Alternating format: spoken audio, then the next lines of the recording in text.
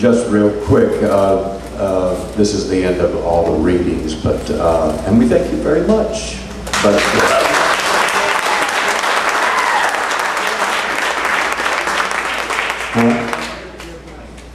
don't forget to give money. Yes. Well, I'm all about that. Okay. Yeah, donations, of course, are always wonderful.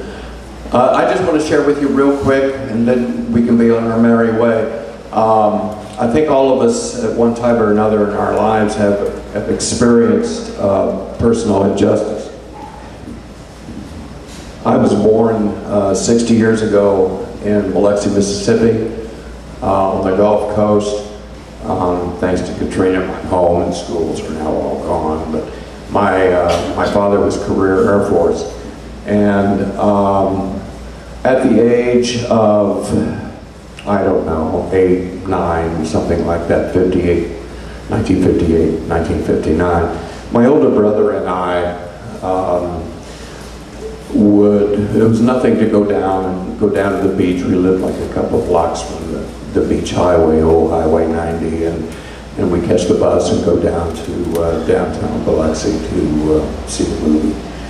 And of course, in those years, you know, it was colored fountains, colored bathrooms, the whole white people thing. It was segregation in full force. And we were religious people. I grew up in the Church of Christ, and there's nothing more religious than the Church of Christ. I'm very fundamentalist, and it was good discipline.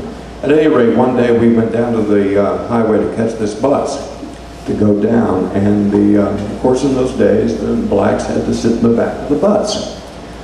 And there was this little old lady got on the bus, and this thing is really driving me nuts. There we go. And she was about halfway. I was 9. My brother, my older brother, who was 3 years older than me, of course, he got a seat right away. You're on your own. But, so I just stood there. You know, the bus driver went on. Well, the bus driver pulled over and stopped, got up, walked back, and made this little old lady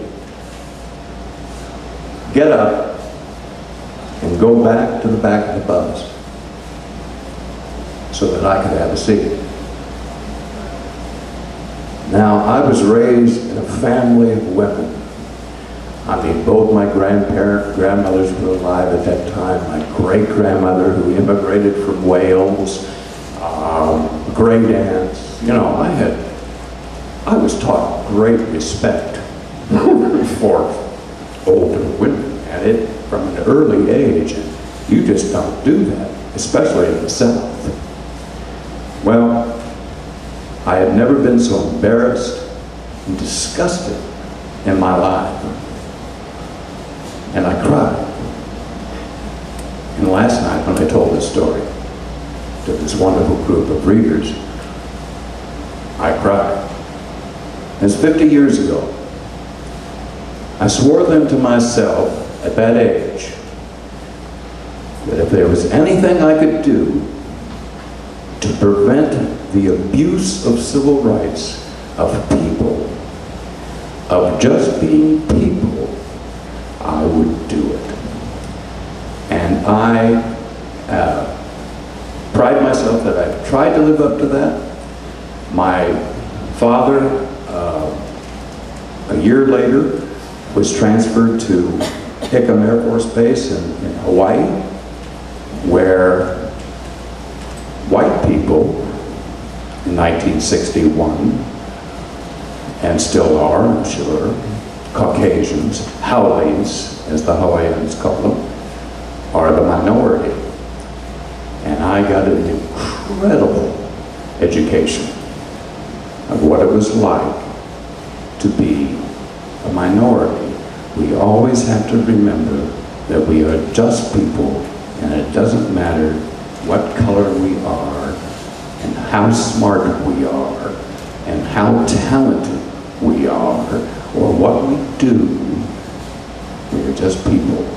And I hope that little old black person was probably only 20, you know, but at the time. But I'll never forget her. Thanks.